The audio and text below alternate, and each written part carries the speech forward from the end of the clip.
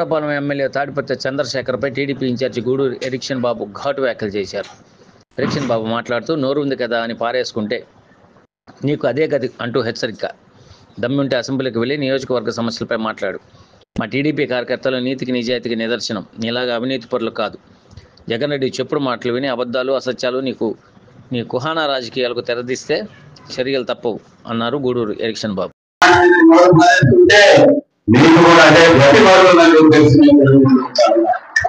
ఇక్కడ మీ ఓట ఊపులకి మీ ఊప తమ్ముడు ప్రసంగాలకు భయపడే వ్యక్తి కాదు. గూడూరు ఎరిక్షన్ బాబు అంటే నీతికి నిజాయితీకి ప్రజల మనం రాజకీయాల్లో ఉన్నాం. దళిత వర్గాల నుంచి మనం రాజకీయాల్లో ఉన్నప్పుడు సమాజం మెచ్చేలాగా మాట్లాడాలని పొందుతా ఉన్నా. మీరు అధికారం ఉన్నప్పుడు విపరీతమైన అబద్ధం మాటలు చెప్పారు. ఇంకా ఈ ప్రాంతంలో మన కొంతమంది నమ్మారు. ఇక్కడ ఆ అబద్ధం మాటలతో నేను ప్రభుత్వంలో ఓడిపోతుంది. అందుకని వాస్తవాలు తెలుసుకొని మాట్లాడాలని చెప్పేసి ఈ ఎమ్మెల్యేకి నేను మరి ఈ వేదిక ద్వారా నేను హెచ్చరిస్తున్నానని చెప్పి నేను తెలియజేసుకుంటా ఉన్నా. పొద్దున్న లేచి అందరం మాట జగన్మోహన్ రెడ్డి నమ్ముకుంటే ఈరోజు నువ్వు చూసావు. నీ నాయకుడు ఒక్కొక్కడు జైలుగా ఉన్నాడు. వంశీ ఇష్టారీతిగా నోరు మారేస్తున్నాడు. నీళ్ళని తెలుగుదేశం పార్టీ కార్యాలయానికి గూండాలను ఉంచుకొలిపి కార్యాలయంలో ఉన్నటువంటి సామాన్యుని కార్యకర్తలను కూడా దాడి చేయడం జరిగింది. జగన్మోహన్ రెడ్డి మాట తెలియదు. ఈ రోజు ఏమైంది? జైల్లో చింతపోయినట్టున్నారు. వంశీ ముగ్గురితో ఎమ్మెల్యేలని చెప్పేసి నేను హెచ్చరిస్తా ఉన్నా. జగన్మోహన్ రెడ్డి మాట దిగుతారు అంటే నీకు కూడా అదే తప్పదు అని తెలిసి నేను హెచ్చరిస్తున్నానని తెలియజేసుకుంటా ఉన్నాను. ఏంటి నువ్వు మాట్లాడేది? పొద్దున్నే అబద్ధం మాట్లాడేది నిజాలు మాట్లాడాలి. రాజకీయాల్లో నువ్వు ఎంత అసలు నిన్నగాను మన రాజకీయాల్లోకి వచ్చావు. పొరపాటున కళ్ళు నడపలేదంటే అది గెలిచావు. గెలిచినప్పుడు మర్యాదగా ప్రవర్తించు. సమాజంలో ఏం జరుగుతుందో ఆలోచించి ఎక్కడ తప్పు జరుగుతుందో నీకు దమ్ము ధైర్యం ఉంటే నిన్న శాసనకర్తగా శాసనసభ్యుడిగా ఈ రోజు నుంచి నీకు ఓట్లేసి ఎమ్మెల్యే చేస్తే గవర్నమెంట్ తిరుగుతా, వైసీపీ కార్యాలయం తిరుగుతా, నువ్వు ప్రెస్ మీట్ పెడతావా? అసెంబ్లీకి పోతున్నా. నీకు దమ్ము ఉంటే నీకు నీ నాయకుడు జగన్మోహన్ రెడ్డికి అసెంబ్లీలకు పోయి మేము చేసినటువంటి తప్పులను నిలదీయాలని చెప్పేసి నేను నీకు విన్నవించుకుంటా ఉన్నా. అది చేయాలని అసెంబ్లీ పోవడానికి నీకు చేత కాదు. అసెంబ్లీ పోవడానికి నీకు చేత కాదు.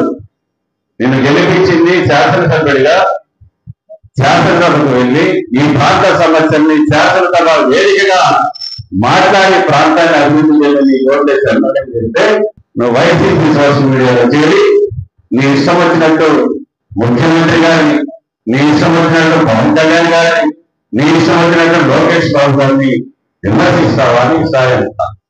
నువ్వెంత అసలు రాజకీయాలు ఏంటి? ఎమ్మెల్యే గెలిస్తే రాజు అనుకున్నావా? ఈ రాష్ట్రానికి నువ్వు నీ ప్రభుత్వంలో దిక్కులేదు, అభివృద్ధి దిక్కులేదు. ఈ నియోజకంలో దళిత బిడ్డలకి చదువుకున్న హాస్టల్లో దిక్కు లేకపోతే నేను వచ్చినాకనే హాస్టల్ ఈరోజు విద్యలు జరుగుతూ ఉన్నాయి. హాస్టల్ బిల్డింగ్లు నేను ఈరోజు కట్టిస్తున్నా. దాని గురించి నువ్వు అభినందించు. ఈ నియోజకంలో మనుషులు ప్రజలు కాదు కదా, కనీసం పశువులు తిరగడానికి కూడా రోడ్డు లేకపోతే నేను ఈరోజు ప్రతి నియోజకంలో ప్రతి గ్రామంలో ఈరోజు అధ్వానంగా ఉన్నటువంటి రహదారులన్నింటి కూడా ప్రభుత్వ నిధులు వచ్చి ఈరోజు రోడ్డు ఇస్తా ఉన్నాం. ఎన్నికల ముందు చెప్పినటువంటి హామీలని ఒక్కొక్కటిగా ఈ రాష్ట్రంలో మా నాయకుడు నారా చంద్రబాబు నాయుడు గారు నెరవేరుస్తా ఉన్నారు. ఎక్కడికి పోయారు? నువ్వేదో కోటనాడు గురించి మాట్లాడుతూ ఉన్నావు. నువ్వు ఒక ఇన్ఛార్జ్ ఉన్నప్పుడు ఇక్కడ ఒక మంత్రి ఉంటే ఈ నియోజకంలో మంత్రి పేరేటనే కూడా నువ్వు ఒప్పుకున్న పరిస్థితి ఉందని గుర్తు చేసుకో. ఇక్కడ ఉన్నటువంటి శాసనసభ్యులు చెప్పేసి నేను మీకు గుర్తు చేస్తా ఉన్నా. మంత్రి పేరేసి గారి కూడా రావాలి మండల పరిస్థితి మనం మొదలుపెట్టుకున్నాం. ఇక్కడ హాస్పిటల్లో గొడవ పెట్టుకున్నావు. వెలుగొండ ప్రాజెక్టు దగ్గర కూడా నువ్వు గొడవ పెట్టుకున్నటువంటి సందర్భాలు నువ్వు గుర్తు చేసుకోని చెప్పి నేను తెలియజేసుకుంటా ఉన్నా. నీకు ఎలా వచ్చింది? పోలీసు వచ్చింది నువ్వు ఇన్ఛార్జ్ ఉన్నప్పుడు నువ్వు తీసుకోపడలేదా? పోలీసు పైలట్ నువ్వు తీసుకోపడలేదా? ప్రభుత్వ కార్యక్రమాలు డయాస్కి నువ్వు వెలుగు కార్యక్రమాల్లో నువ్వు చెప్పులు మార్చలేదా? ఆ రోజు నువ్వు వెంటనేవా? నువ్వు మంచిగా నువ్వు ఇన్ఛార్జ్ కదా. ఈ రోజు ఈ రాష్ట్రంలో మా ప్రభుత్వం అధికారంలో ఉంది, కూటమి ప్రభుత్వం అధికారంలో ఉంది. ఇక్కడ ప్రభుత్వం తరఫున మేము ప్రతి అభివృద్ధి నేను చేయాల్సిందే తప్ప నేను ఆ అవకాశం నేను తెలియజేసుకుంటా ఉన్నా. వదిలే సభలు నీకు నీ చరిత్ర. నేను 1994లో రాజకీయాలకు వచ్చాను. ఎంపీటీ పదవి చేశాను, జడ్పీటీసీ పదవి చేశాను, సర్పంచ్ గా పదవి చేశాను, లింక్ క్యాప్ చైర్మన్ పదవి చేశాను.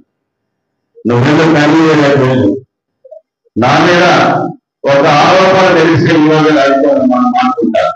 నీకు సింగరాయకొండ ఒక సర్పంచ్ మనం తెలిస్తే పొద్దున్నే వేస్తే అవినీతి ఆరోపణ నీ మీద అవినీతి మాట్లాడుతూ ఉన్నారు. మా కార్యకర్తలు అవినీతి పనులు కాదు. మీలో 5 సంవత్సరాలు దోచుకోలేదు. ఇష్టం వచ్చినట్టు మాట్లాడితే ఇక్కడ ఊరుకునేదానికి ఎవరు లేదని చెప్పేసి నేను నీకు హెచ్చరిస్తా ఉన్నా.